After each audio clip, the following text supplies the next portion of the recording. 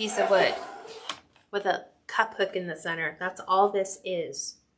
So it just, like, I literally, when I started, I fluffed on my wreath all the time.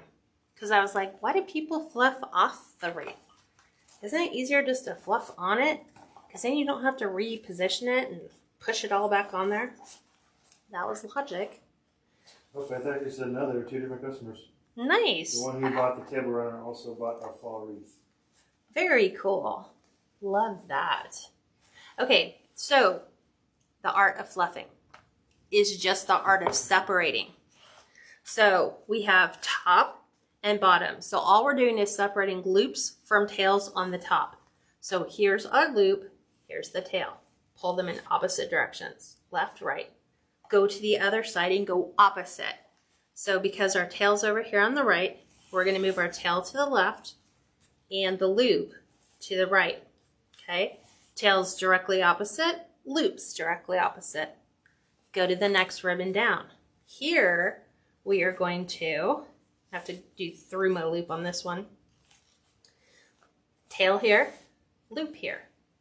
I'm just going to refluff my pinch right there. Go to the other side, opposite, meaning my tail needs to come out here and my loop needs to go here, so that those two are also directly opposite. So that every time you're bringing down 2 layers of ribbon, in this case the 2.5 are the ones that went first, they're staggered by tail color and loop color. They're all like alternating. Then here we're going to do the same thing. We're going to do loop and tail. We're just following the plaid trees. Okay. Over here we're going to do the same thing. There's my tail. Here's my loop. Going to pull it out. Take the next one down. It's our red. So loop, tail. Go to the opposite. Loop and tail. We're just separating them. Okay. Here, I'm going to mix these up because otherwise it's all the red or stacking on top. So I'm going to go, let's switch this up and put white. And it doesn't matter that these two were basically one on top of the other. Doesn't matter. Just so long as whatever you do on the top, you also do opposite on the bottom. Because you don't want, like, put your loops in the same spot. Okay. Now that allows us to put the red on top of the white, which looks so much better. And we're going to do the same thing.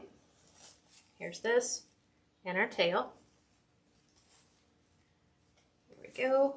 And then on the very top, we have our black.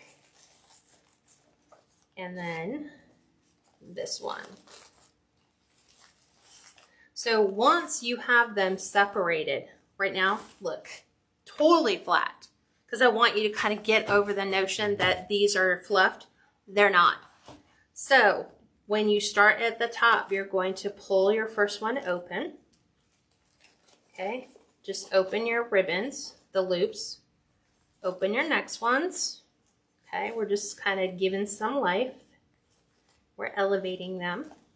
Okay, the next one, let's make sure this kind of pops behind our black, kind of off to the side.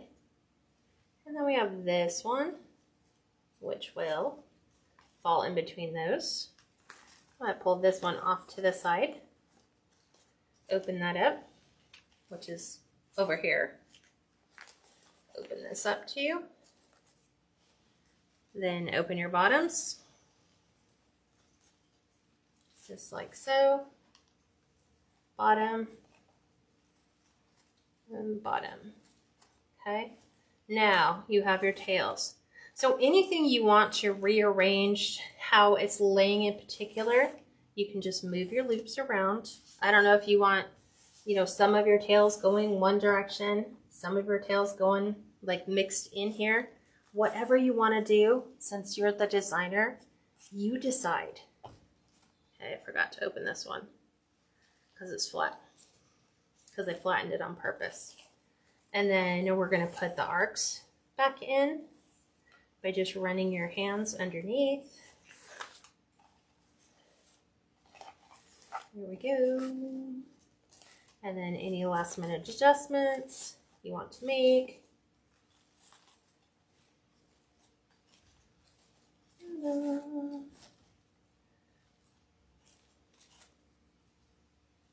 kind of want this one in between those two. There we go.